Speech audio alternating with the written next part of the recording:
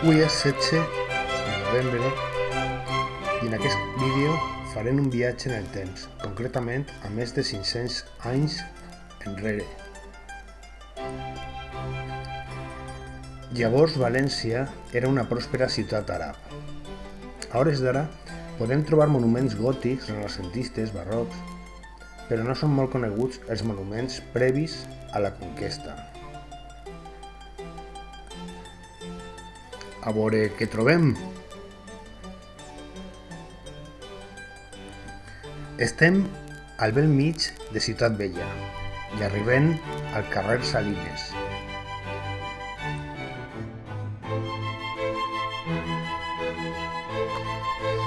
Què tenim ací?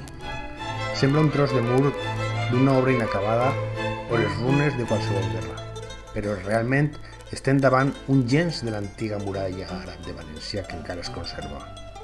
Va ser el tros d'una murada de defensa construïda al segle XI.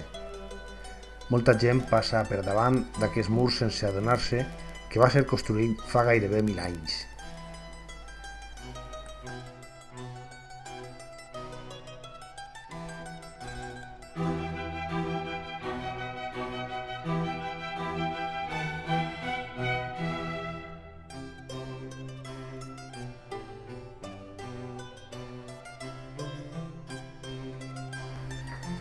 La muralla tenia 7 portes amb torres semicirculars d'obra. Des del segle XII, la muralla es va estendre cap al sud i l'est, amb més elements defensius. Durant les primeres dècades del segle XIII, la ciutat va continuar fortificant-se davant de la conquesta cristiana.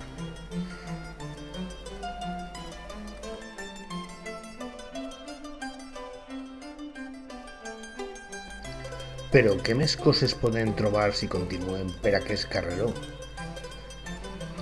A tan sols 40 metres del mur ens trobem el portal de Valldigna, que pren el nom del monestir de la Valldigna de Simat, perquè al seu costat estava la casa de l'abat quan anava a València.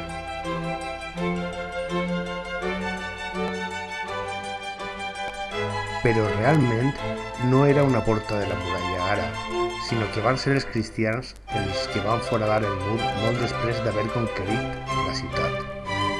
El buit en el mur es va fer l'any 1400.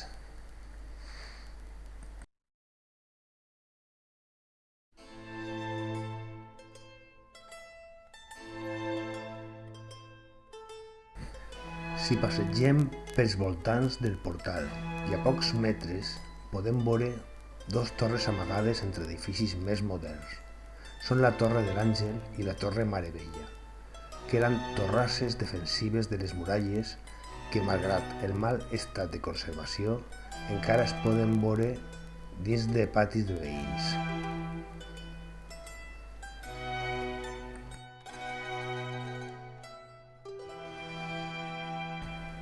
Les torres són semicirculars, de construcció massiva de mamposteria.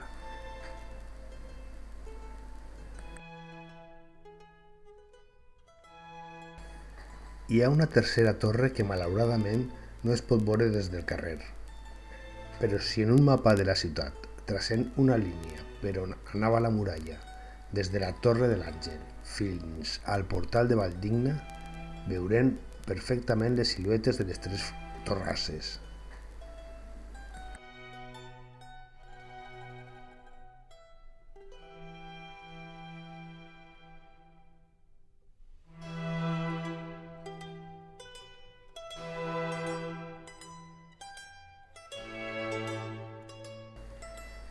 Malauradament, no hi ha molt més monuments a València que reflectisquen el passat àrab de la ciutat.